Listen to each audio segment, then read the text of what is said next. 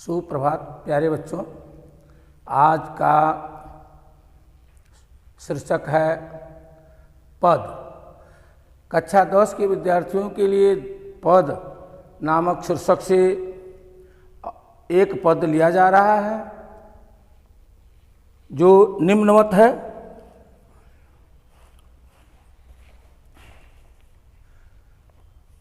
ऊधो जाहु तुम ही हम जाने, श्याम तुम ही यहाँ कौन पठयो, तुम हो बीच बुलानी। ऊधो जाहु तुम ही हम जाने, ब्रज नारिन सौ जोग कहत हूँ, बात कहत न लजानी। बड़े लोगन विवेक तुम्हारे, ऐसे भये अयानी। हम सो कही लई हम सही कहे, जिय गुण ले उसियानी। अब कह अबला कह दशा दिगंबर, मस्त करो पहचानी।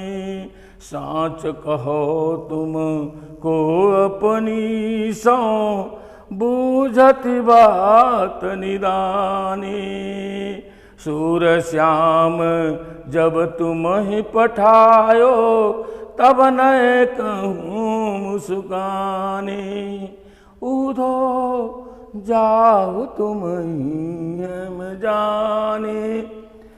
प्रस्तुत पद्यखंड में 4 प्रकार के प्रसंग हैं। पहला है संदर्भ, दूसरा प्रसंग और तीसरी व्याख्या, चौथा काव्यगत सौंदर्य। प्रसंग में प्रस्तुत पद्यखंड हमारी पठित पाठ्य पुस्तक हिंदी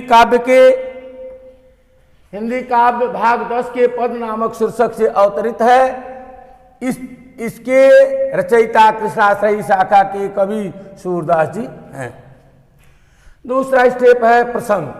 प्रस्तुत पद्यखंड में सूरदास जी ने गोपियों के द्वारा ऊधो जी को फटकार लगाने का वर्णन किए हैं। तीसरा व्याख्या में प्रस्तुत पद्यखंड में सूरदास जी लिखते हैं कि गोपियां कह रही हैं, या उस समय का वर्णन किया गया है जब भगवान श्री कृष्ण गोकुल छोड़ करके मथुरा चले जाते हैं और वहां जाने के पश्चात गोपियों के प्रेम को भूल जाते हैं, और यह ऊधो जी के द्वारा गोपियों के पास जब संदेश भेजते हैं तो गोपियां उन्हें क्या कह रही हैं, इसका बहुत ही सुंदर और मार्मिक वर्णन किए हैं। सूरदास जी लिखते हैं कि गोपियां कह रही हैं कि हे ऊधो जी, तुम यहां से चले जाओ। ऊधो जाओ तुम ही हम जाने।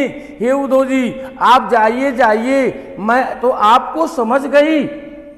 श्याम तुम्हें यहाँ नहीं पठियो, अरे तुमको भगवान श्री कृष्ण ने यहाँ नहीं भेजा, तुम हो बीच बुलाने।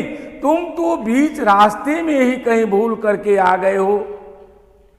बड़े लोग न विवेक तुम्हारे, ब्रज नारिन सो जोग कहत हूँ, अब ब्रात कहत न जाने। आप ब्रज की नारियों से, अबलाओं से जोग साधना करने के लिए कहते हो, और यह बात कहते हुए तुम्हें शर्म नहीं आती। बड़े लोग न विवेक तुम्हारे, तुम वैसे ही अनायास ही तुम अपने को बड़े मानते हो, किंतु तुम्हारे पास कोई विवेक बुद्धि नहीं है। ऐसे भये यानी आप तो अनायास ही अपने को सियाना चतुर चालाक बोलते समझते हो। हम सो कही लही सही के, आपने तो हमसे कहा तो मैं आपको कुछ समझ करके मैं सह करके मैं रह जा रही हूं, अन्यथा यह बात कहीं दूसरे से मत कहिएगा। कहाँ अबला कहाँ दशा दिगंबर, हम लोग कहाँ अबला पर्दे के अंदर रहने वाली नारी हैं और वह जिस ईश्वर की तुम भक्ति करने को कहते हो वह नंगा धड़ंगा दशा दिगंबर, जिसकी दिशाएं ही अंबर है अर्थात नंगा, ऐसे की पूजा करने के लिए कहते हो। मस्त करो पहचाने, आप ही जरा सोच करके अपने दिल से सोच करके कहिए कि यह क्या औरतों के द्वारा संभव है, नारियों के द्वारा संभव है। सांस कहो तुमको अपनी सौ, गोपियां कह रहे हैं कि हे उद्धव जी मैं अपनी सौगंध दिला करके सही सही कह रही हूं, बूझत बात निदाने, आप इसको कबो झूठ मत समझिएगा, क्योंकि सूर श्याम जब तुम्हें उठायो। गोपियां कह रही हैं कि हे उद्धव जी जब भगवान श्री कृष्ण जब आपको यहाँ भेजे तो क्या उस समय मुस्कुरा तो नहीं रहे थे। इस प्रकार गोपियों के द्वारा उद्धव जी फटकार सुन करके बड़े लज्जित हो जाते हैं और इसका वर्णन भगवान श्री कृष्ण के द्वारा किया गया। यह किसका है?